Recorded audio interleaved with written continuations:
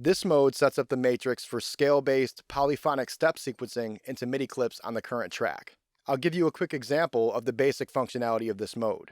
For this example, I've set global quantization to 4 bars. In this way, clips I create won't actually start playing for 4 bars. This gives me time to enter my sequences before the sequence becomes audible, and that's something you might commonly do in a live performance setting, for example.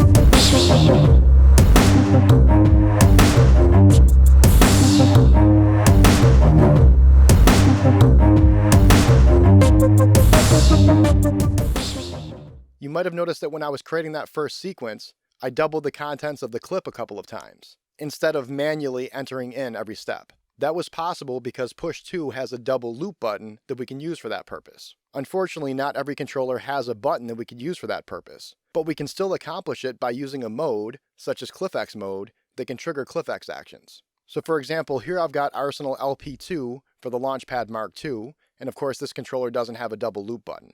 The first mode of this script is Scale Sequence mode, which I'm in right now. The second mode is CliffX mode, and I've set up the mode for triggering clip-related actions. So I can now momentarily switch to that mode, double the contents of this clip, and then fall right back into Scale Sequence mode. And of course I can use other CliffX actions. For example, I can compress or expand the duration of notes, or scramble their positions to come up with other rhythmic variations. This is just another example of how Arsenal gives you the freedom to utilize modes in ways that suit your particular workflow. As I mentioned earlier, this mode is scale-based. You can change scale settings by holding down Shift and using the matrix. The upper 3 rows select the scale type, and the lower 2 rows select the root note. And you also have a button for switching between in-key and chromatic. Chromatic is useful for sequencing non-melodic parts, such as drums. The top row of buttons selects the size and position of the clip's loop, and also the position of the clip that you'll step sequence into. If a clip isn't selected, pressing one of these buttons will create a new clip. And now you can see that I can control the clip's loop. The green LED indicates the sequencer page that's playing, and it's also indicating the page that I'll be editing. This can sometimes make editing difficult, so to overcome that, I can press one of these buttons to focus on a single page to edit.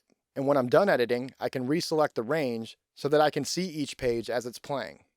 If the controller has a duplicate button, you can duplicate sequencer pages. And if the controller has a delete button, you can delete sequencer pages. The remaining rows are used for step sequencing. Each row corresponds to one pitch. As with the top row, if a clip is not selected, pressing one of these buttons will create a new clip. The rows use alternating colors to make it easy to differentiate between them.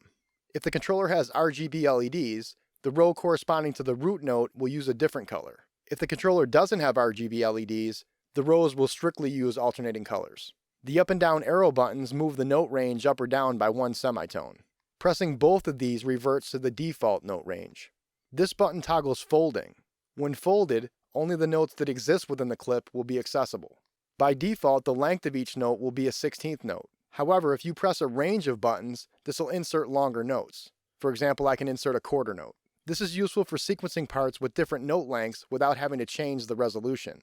You can switch to different resolutions with the matrix accessory buttons, and these range from a quarter note up to a 32nd note, and triplet resolutions are also available. Notice that when a triplet resolution is selected, the last 2 columns are not usable. By default, notes will have a velocity of 100. You can change that by holding down Shift and using the matrix accessory buttons. The top 4 will select fixed velocities. The next 3 will select randomized velocity ranges. These will all produce random velocities within the specified range. And the bottommost button will select the input option. And here the velocity of notes is determined by the input velocity.